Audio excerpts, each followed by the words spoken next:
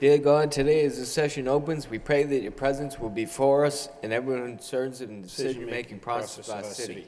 We pray for direction which will lead us city to be strong and unified.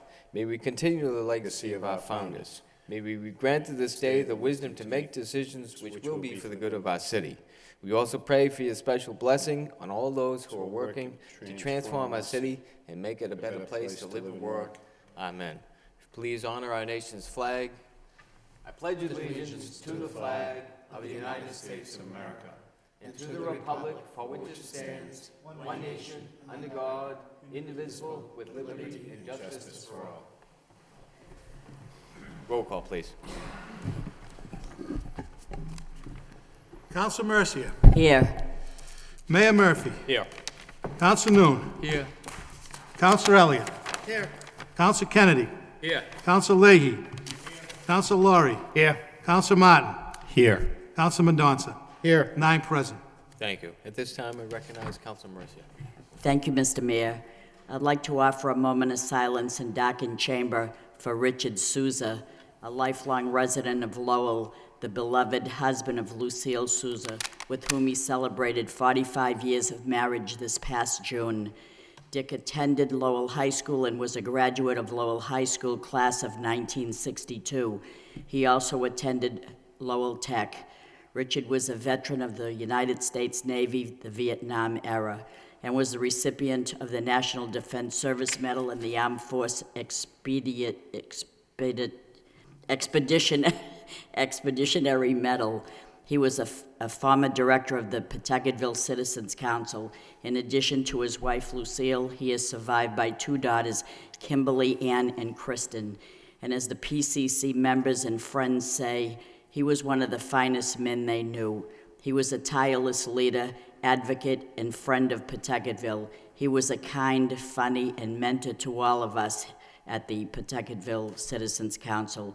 He will be missed, but never forgotten. I'd also like to offer a moment of silence and darkened chamber for all those who have passed on since the last City Council meeting. Thank you.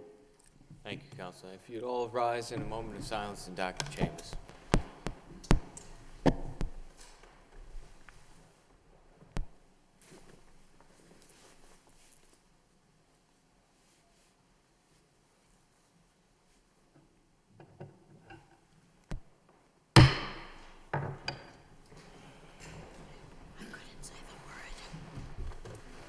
First, on the mayor's business, we have a communication from Gordon Harm to address the City Council regarding Elias Church Thanksgiving meal. Mr. Harm. Thank you, Mr. Mayor. Mr. Mayor, members of City Council, for over 3 decades, the Elliott Presbyterian Church has been holding a Thanksgiving feast for families and the needy people around the city. For over 10 years, I became the coordinator of this special event, and whereby we receive volunteers from all across the state of Massachusetts. This year, on behalf of the Elliott Church, we extend our invitation to you to come and be part of this very wonderful event. Our doors opens from 6 a.m. to 9 a.m. That is where we do preparation. And from 9 to 11 is where we set up.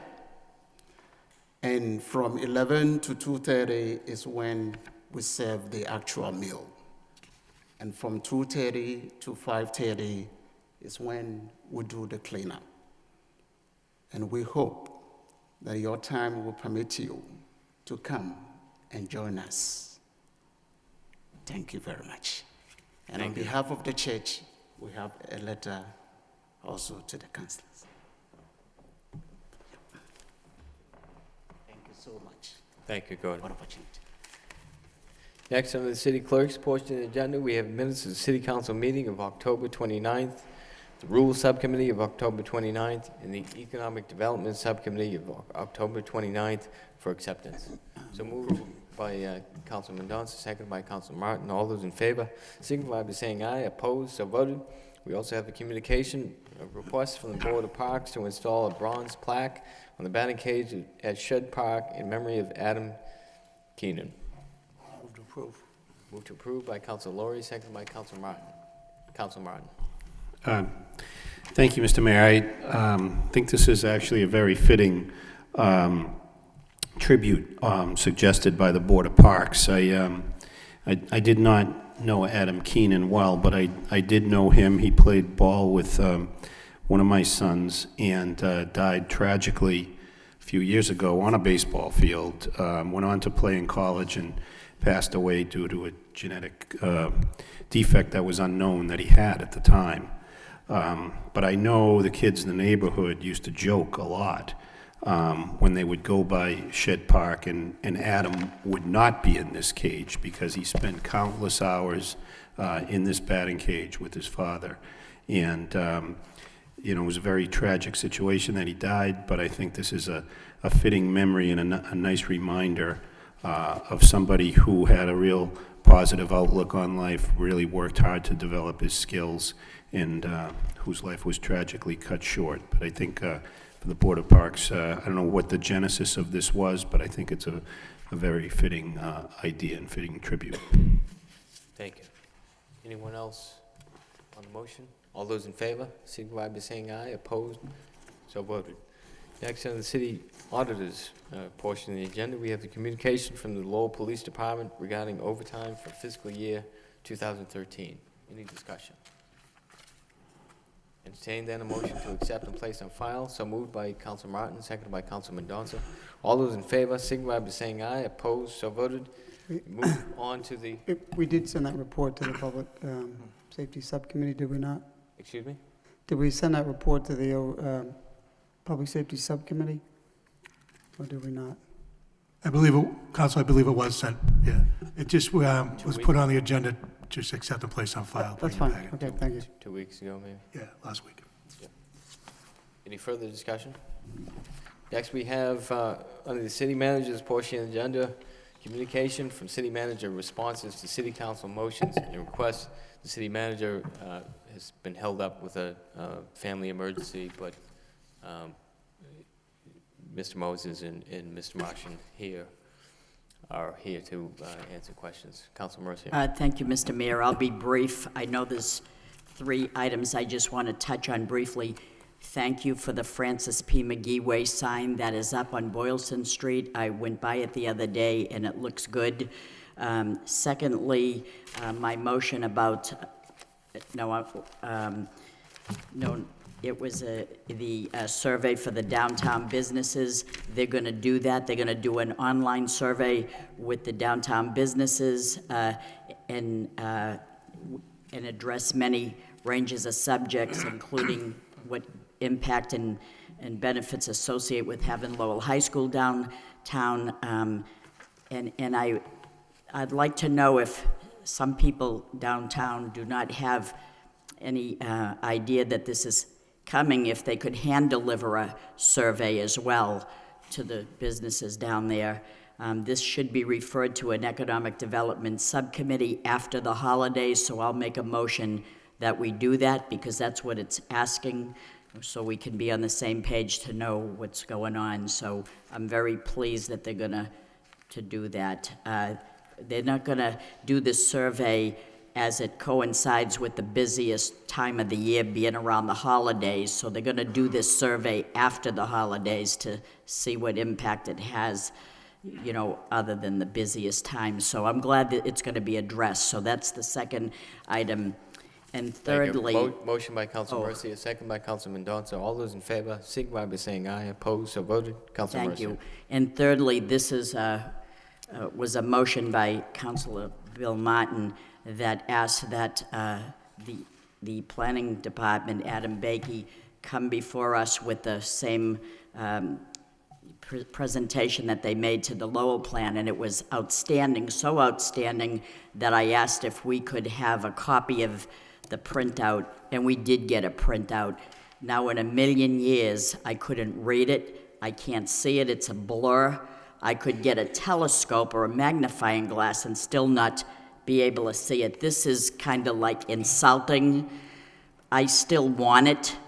I want it a little bit better than this because I can't read it, and this is not the way that I asked for it. I'd rather have got nothing than to get something like this. We can't even read it. It's awful. I want it, but I don't want it looking like this. Thank you. Sure. Anyone else under communications? Councilor Martin? Well, I would just point out there seemed to be a problem with the assembly and delivery of the entire packet this week.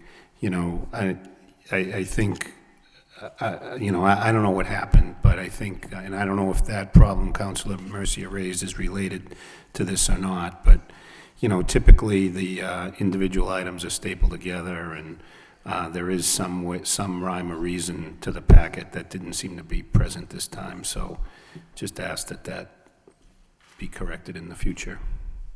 Thank you. Councilor Leahy? Thank you. I just wanted to mention the same thing, that, you know, the packet was just put together differently this week. The reports with photos were unreadable.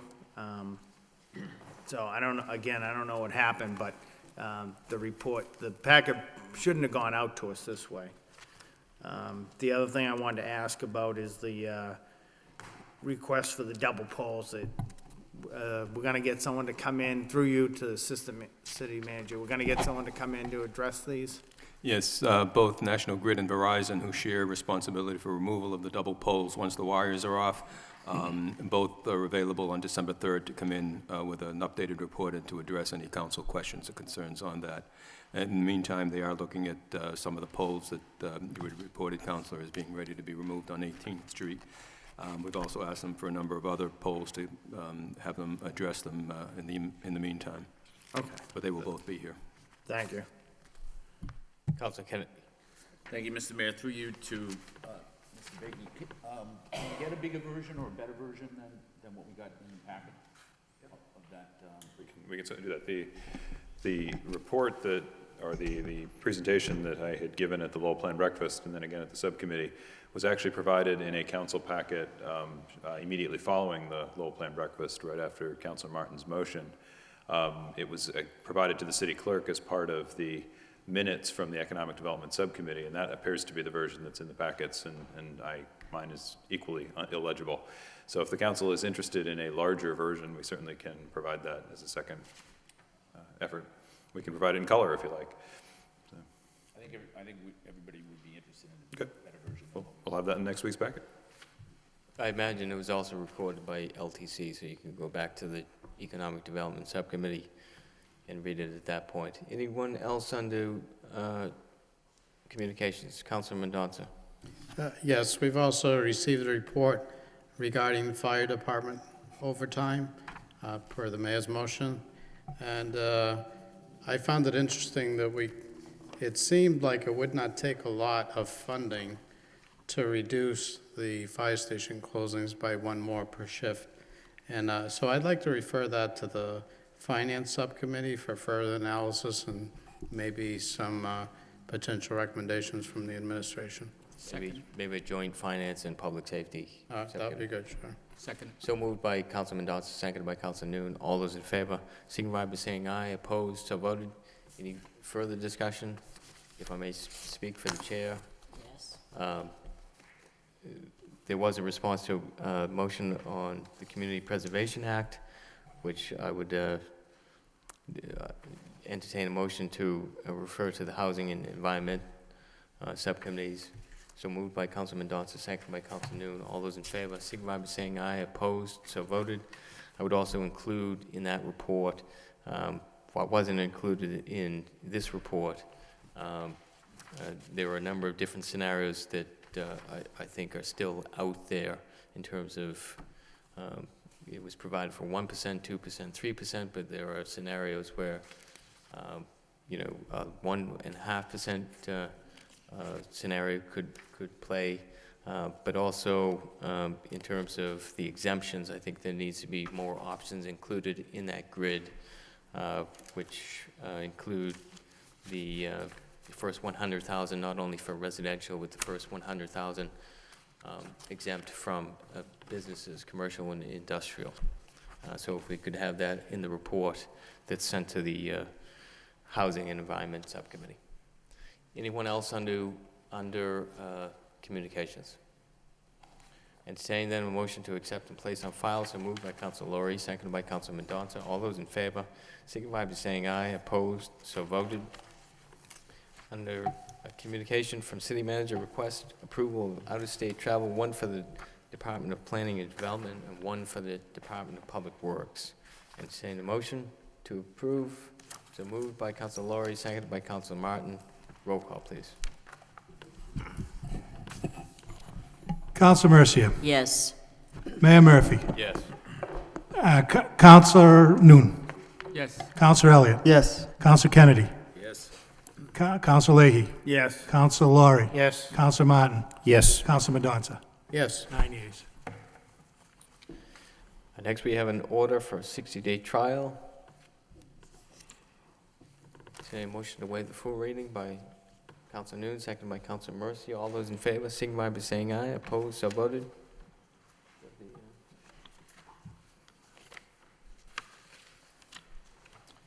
In City Council order pursuant to Chapter 266 of the Code of Ordinances, City of Lowell, Massachusetts, concerning Section 266 thereof entitled Temporary Experimental Regulations, temporary traffic regulations are hereby implemented for a period of 60 days. Motion to approve by Council Laurie, seconded by Council Mercia. All those, roll call, please. Council Mercia. Yes. Mayor Murphy. Yes. Council Noon. Yes. Councilor Elliott. Yes. Council Kennedy. Yes. Council Leahy. Yes. Council Laurie. Yes. Council Martin. Yes. Council Mendoza. Yes. 9 yeas. Mayor Murphy. Council Mendoza. It's not on the agenda, but in our packet, there was a memorandum about purchase and pickup of a Santa sleigh. So I'm not sure when we're supposed to take that up. It was an out-of-state travel. That's where Oh, that they're was going. out-of-state travel? Yeah. Okay, sorry, thank you. Excuse me. Council Leahy. On that same issue then, was that just to inform us or to get our approval? Just to inform us? We just voted on the approval for the workers at DPW to travel out of state to pick up the sleigh. All right. The letter we got in our paper, in our packet though, I didn't know if it was looking for our approval or they were just informing us. We Just for actually, information. we voted on it, Okay. out-of-state travel. Right, we voted for them to go pick it up, but do they need our approval to buy it now? No, it's an expense under $5,000, so All it right. doesn't require that kind of a vote. Anyone else? Okay. Next, we have a vote authorizing the manager execute a drain line easement with University of Massachusetts Lowell at 113 Wilder Street. In City Council vote, motion to waive the full reading by Council Mercia, seconded by Council Mendoza. All those in favor signify by saying aye. Opposed, so voted. In City Council vote, authorizing city manager to execute a drain line easement between the Commonwealth of Massachusetts, acting by and through the University of Massachusetts Lowell and the City of Lowell, located within a certain parcel of land located at 113 Wilder Street in the City of Lowell. What's the wish of the council? Move to approve. Move to approve by Council Noon, seconded by Council Martin. Roll call, please. Council Mercia. Yes. Mayor Murphy. Yes. Council Noon. Yes. Councilor Elliott. Yes. Council Kennedy. Yes. Council Leahy. Yes. Council Laurie. Yes. Council Martin. Yes. Council Mendoza. Yes. 9 yeas. Next, we have a vote to authorize the manager to execute a pedestrian easement with the University of Massachusetts Lowell and the UMass Building Authority at Broadway and Wilder. Motion to waive the full reading by Council Mendoza, seconded by Council Martin. All those in favor, signify by saying aye. Opposed, so voted. In City Council vote, authorizing city manager to execute a pedestrian easement between the Commonwealth of Massachusetts, acting by and through the University of Massachusetts at Lowell, the University of Massachusetts Building Authority, and the City of Lowell, located within certain parcels of land abutting the intersection of Wilder Street and Broadway Street in the City of Lowell. What's the wish of the council? Move to approve by Council Elliott, seconded by Council Kennedy. Roll call, please. Council Mercia. Yes. Mayor Murphy. Yes. Council Noon. Yes. Councilor Elliott. Yes. Council Kennedy. Yes. Council Leahy. Yes. Council Laurie. Yes. Council Martin. Yes. Counsel Mendonça? Yes. 9 yeas. Next, we have a vote to authorize the manager to execute a lease agreement with the city and Visit Noon for Jasmine Restaurant for 2 spaces at the Leroy Street parking lot. Motion to waive the full reading by Counsel Mendonça, second by Counsel Martin. All those in favor signify by saying aye. Opposed, so voted. In City Council vote. Authorizing the city manager to execute a lease agreement between the City of Lowell and Visit Noon at Jasmine Restaurant to lease 2 parking spaces at the Leroy Street municipal parking lot. What's the wish of the council? Move approval. Move to approve by Counsel Mercia, second by Counsel Lori. Roll call, please. Counsel Mercia? Yes. Mayor Murphy? Yes. Counsel Noon? Yes. Counsel Elliott? Yes. Counsel Kennedy? Yes. Counsel Leahy? Yes. Counsel Laurie? Yes. Counsel Martin? Yes. Counsel Mendonça? Yes. That's 9 yeas. Next, we have reports. Wire inspector report for National Grid, 2 pole locations at Industrial Ave East and Gorham Street at the corner of Boston Road. Entertain a motion to accept and adopt the accompanying order. So moved by Counsel Martin, seconded by Counsel Lori. All those in favor signify by saying aye. Opposed, so voted. Next, we have general petitions. 2 claims for property damage, 1 claim for personal injury. Entertain a motion to refer to the Law Department. So moved. So moved by Counsel Kennedy, seconded by Counsel Lori. All those in favor signify by saying aye. Opposed, so voted.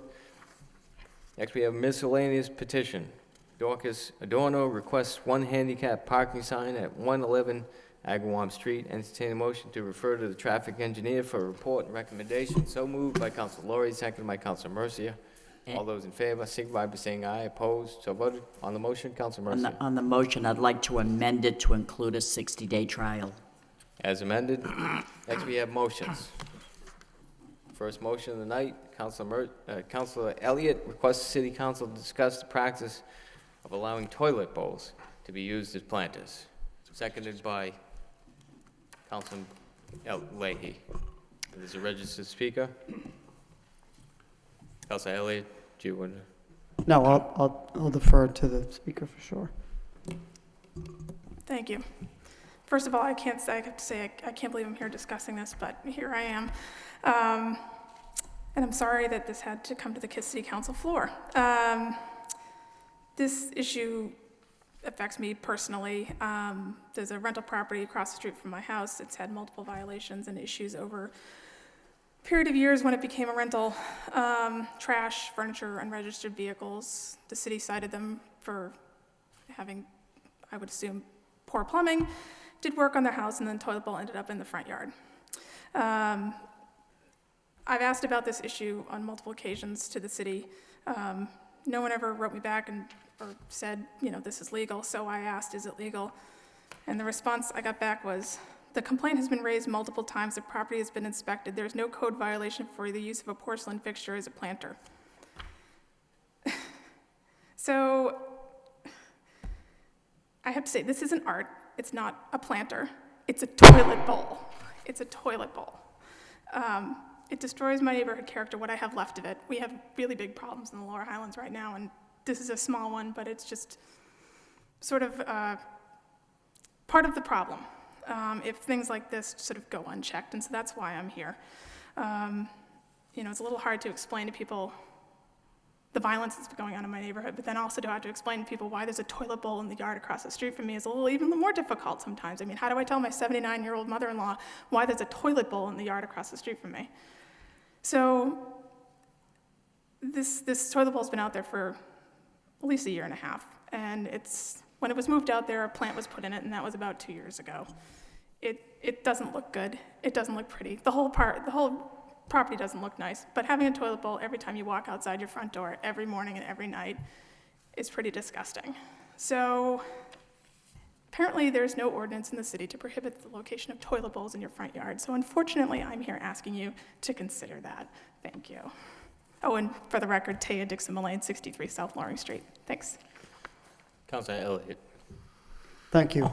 I didn't know how to put a motion on the agenda, and so I just used toilet bowls to have a discussion about it because of this. And there are so many other things that you can't put on your front yard, it's unfortunate that, as Taya indicated, that we're having to have this discussion. But at some point, I wouldn't like it if my neighbor had toilet bowls in their front yard, because it just seems as if they're just doing it to be spiteful. And let's face it, they are. I mean, putting a porcelain fixtures allowed in the city, apparently so, but they shouldn't be. And at what point are we going to say, it's art or it's allowable? It's a toilet bowl. If we have to enact a specific ordinance for something like this, it's pretty sad. She's a neighborhood activist, and I think she raises a good point. How can we say that we want to enforce so many other ordinances and keep the neighborhood and any eyesores? And this is an eyesore, let's face it. So I don't know, through you, Mr. Mayor, to the city solicitor, do we have to start enacting a certain ordinance to prohibit, a use of a toilet bowl as a planter, just to be, again, spiteful or to instigate, uncomfortable feelings in the neighborhood? It's, to me, at every level, it's wrong. And it just shouldn't be allowed. So, is there some other ordinance that we have in place? Is there some other health ordinance or building code ordinance that would prohibit people from putting a toilet bowl in their front yard and saying they're using it as a planter? Madam Solicitor. It's an issue that we can certainly take a look at, and if the council wanted to address it in the event that there isn't anything, which I suspect that there's not, I suppose one way of addressing it would be through an ordinance. However, I guess we would just have to be cautious in terms of what would be allowed in an ordinance, and if people own their property and want to decorate it in a certain way, we have to be mindful of that as well in terms of free speech and expressions thereof. But those are all issues that we can certainly take a look at in response. Councilor Elliott. So my thought is, if it's a nuisance to the neighborhood, is there, can we look at criteria? Any type of displays of any nature. I mean, I'd be hard pressed to. Well, I guess I understand freedom of speech and this and that, but at some point, we have to say common sense. You can't just have toilet bowls in your front yard. I don't think that's that's certainly not the impression that we want when, at any gateway or any place in the neighborhood. Freedom of speech, freedom of expression, I don't understand how we could at any point allow or accept this to happen. So I empathize with, with the speaker, and I thought it was important to bring it forward that, that it's just wrong, and we shouldn't allow it, and whatever action we have to take in order to prevent, this from happening, or any other, to me, any unsightly display in a neighborhood that we should do, because she mentioned it, it's a problem property. We don't let abandoned cars, we don't let, there is a minimum maintenance of effort that homeowners have to abide by with, painting their home and keeping it kept well. And I think this should go along with it. And so I hope we can come up with the discussion. And so I guess the motion would be to refer to the city solicitor's office, or amend my motion to refer to the solicitor's office to come up with some options, if you will, to prevent something like this from taking place, or how can we enforce any ordinances that we have to help the neighborhoods and neighborhood leaders to. Okay, thank you. Thank you. Councilor Mercia. Thank you, Mr. Mayor. This is a very good example of what's happening here, when we could say there's so many dangerous and pressing issues, and then this issue comes up. But this is what's good about government, because what's not a big deal to us is a big deal to the person that it's affecting. So this is tremendous. I want you to know that. because you can call it freedom of speech and you can evade the issue, but here's a person that brought the issue forward because he's doing the bidding of a constituent, and this is government at its best. I want you to hear this, because there are times when we do bring motions, they probably seem insignificant to us, but they're a big deal to the person that it's affecting.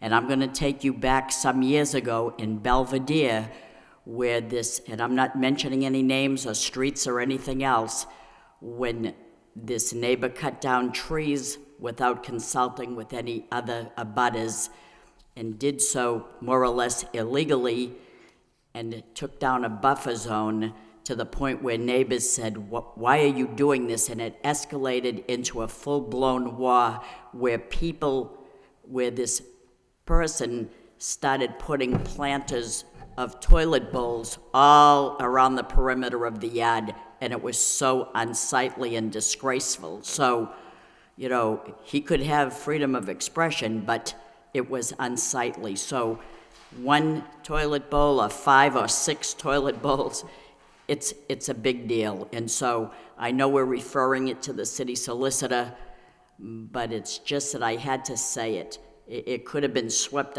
under the carpet and said, I don't want to bring this issue up, but it was brought up, and it's important enough to do that. So I applaud the person that did that, and we will be looking forward to see what develops from it. There's a limit to what is freedom of expression. Now, you know, it's probably not against the law to go around with your top off, but I mean, at what point do you stop that? Do you hear what I'm saying? It's probably, especially if I did, it would be unsightly, but the thing again is that it's going to be referred to the law department. We'll take a look at it, and if it's important to one constituent in a neighborhood street affair, then yes, it's important to us. Thank you. Any further discussion? Councilor Kennedy. Mr. Mayor,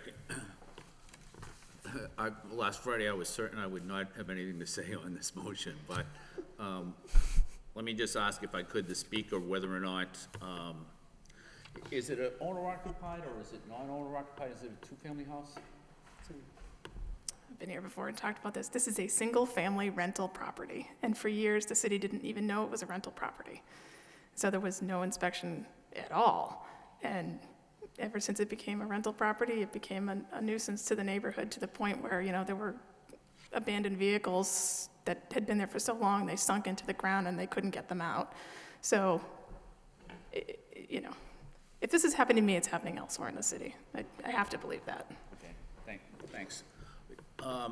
Mr. Mayor, I would just like to suggest that maybe the administration might be able to handle this issue informally, or at least attempt to, and see whether or not that would be enough. It seems to me that it's a good idea to send it to the law department, but I can see this as being a difficult issue, I think. And so if we could handle it informally, that might be a better way to do it. I don't know that there's a whole bunch, I don't think there are a lot of yards that have toilet bowls in the front of them. So, you know, maybe if we could go to the homeowner and see if we can't get them to be reasonable about the situation, maybe it could just be removed that way, which would make it be a lot easier than any other path that seems to be. So maybe that's if there's no objection from the maker of the motion, maybe we could add that in, that, you know, maybe we could try to handle it informally. Any further discussion? Councilor Martin? Thank you. I agree with a lot of that's been said. I certainly concur with those remarks, Councilor Kennedy, but, you know, we had not a similar situation. What concerns me is sort of the retaliatory nature of what has been described. And I can remember a situation a few years ago. I don't remember Councilor Mercy as just one, but I know of another one. There was an issue over a fountain, you know. Neighbors were in a dispute, fountain went up sort of unsightly to one neighbor, but art to another, and, you know, you end up with somebody moving out of the city.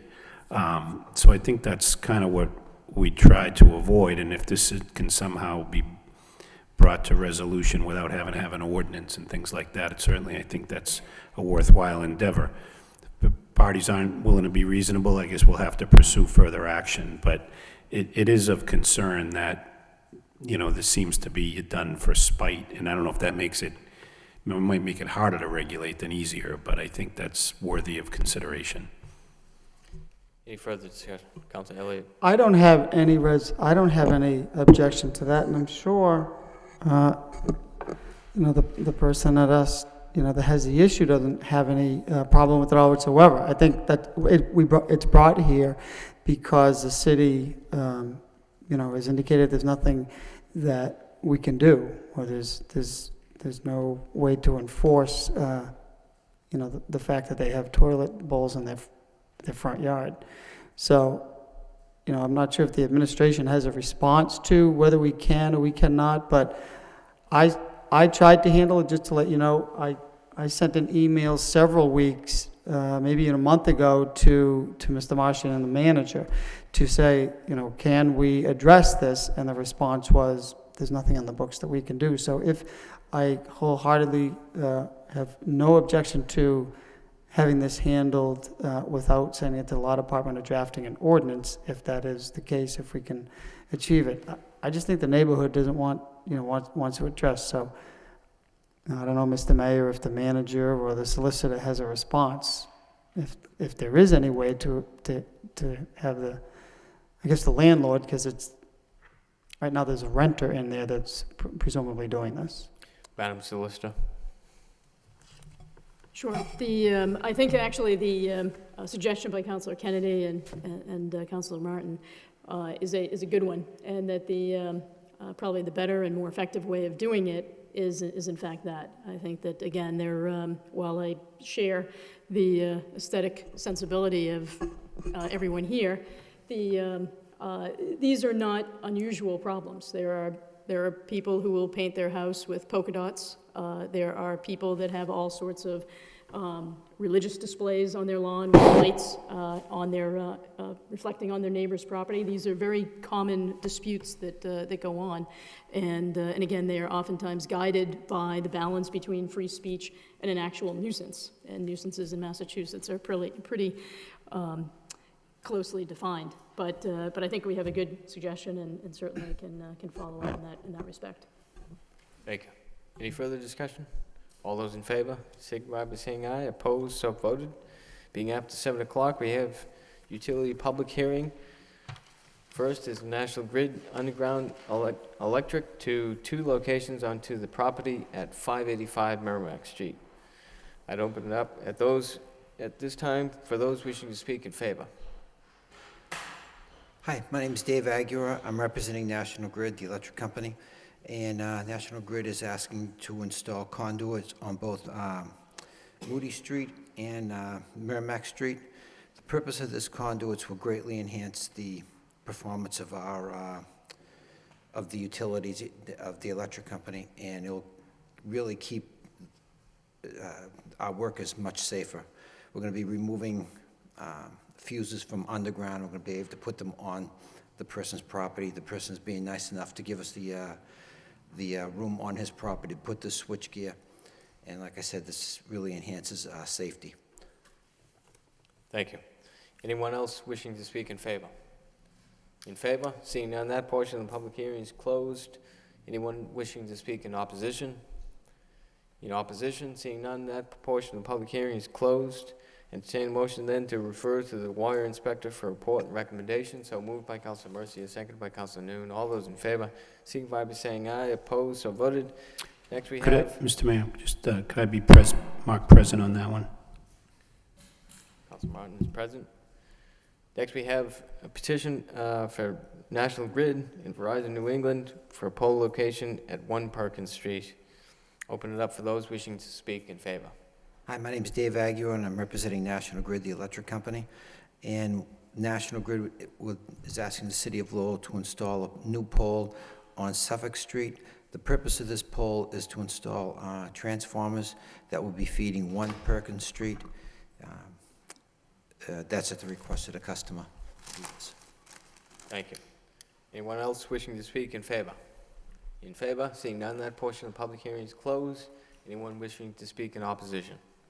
In opposition? Seeing none, that portion of the public hearing is closed. It's the wish of the council. Entertain a motion to refer again for a report and recommendation to the wire inspector. So moved by Council Martin, seconded by Councilman Donza. All those in favor, signify by saying aye. Opposed? So voted. Thank you. Okay, thank you. Lastly, we have a motion by myself. If Councilman Donza would take the chair, please.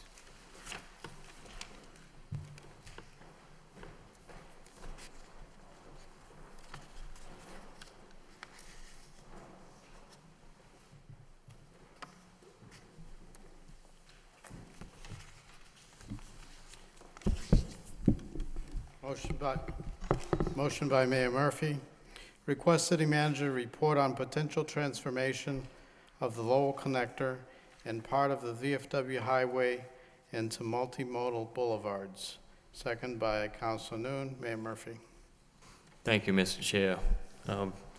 This is an idea that was partially raised by the master plan, the transformation of the Lowell connector, but also raised by some other people in the community to include part of the VFW, which I think makes sense.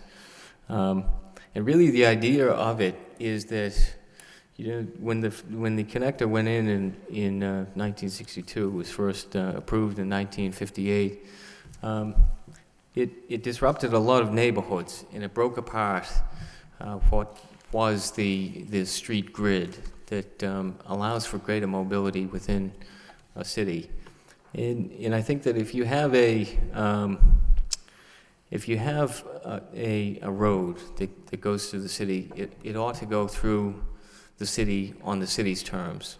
The Lowell connector, which connects then to Thorndike and then Dutton Street and then out to Father Morrissey Boulevard and around to University Avenue and out again to the VFW highway, I think creates a lot of problems. It creates traffic problems. It creates problems for the properties that are adjacent to the Lowell connector, both on the Tanner Street side, but also along the western bank of the Hales Brook, which is some housing and a couple of other commercial properties that could be more viable if I think the connector was lowered to a surface boulevard and reconnected with the street grid, reconnected with a number of streets that exist and had connections before the connector actually went in. And basically what it is a number of people have talked about throughout the campaign about some economic development issues. What it opens up is several acres of developable land because of the off-ramps, the on-ramps, all along the Lowell connection, which really take up more space than is needed for an actual boulevard. There are environmental benefits to it, where the east bank of the brook could actually become a kind of linear park. And then there are all kinds of public safety benefits, not only for traffic, which would be slowed down, it would be spread out throughout the city if the street grid were actually reconnected. But then you would also have the kind of traditional public safety concerns in terms of petty theft and that type of thing would be mitigated. Studies have shown that more walkable areas and areas that promote the idea of smart growth actually reduce crime in the long term. So I think there are a number of things, but also just reducing collisions on the Lowell connector, one of the most dangerous spots, as well as a couple of the intersections with the VFW highway, reducing the number of collisions. The state calls them accidents, but I don't think they're accidents when the roads are designed in that way. And so I think, there will be concerns with traffic congestion that arises out of this project. I think that's natural. It doesn't, in fact, it isn't borne out by other highway removal projects that have happened. There have been projects that have been done in San Francisco and Milwaukee, some that have been proposed in other places. Seoul, Korea did a very successful project. In all cases, it increases the economic development potential of the land around it. It increases the property value of the land around it. Suddenly, the addresses that were once, bordering the highway become great addresses because they're oriented towards a street that is actually walkable, bikeable, and not solely for the benefit of automobiles, which are meant to get people through the city, not to stay in the city. And that's what highways do. They export value to the suburbs. They don't retain that value in the city. And so the more that we can do to make this a walkable community, the more that we can do to create opportunities for the people that actually live here, I think the better. And like I say, there are a number of successful projects that have been done throughout the country that make this an idea worth looking into. Any further discussion? And the motion is just asking for a report, essentially a feasibility. All those in favor of the motion signify by saying aye. Any opposed say nay. Motion passes. Motion to adjourn by Mayor Murphy, second by Council Laurie. All those in favor say aye. Any opposed say nay. Motion passes. We stand adjourned. Thank you.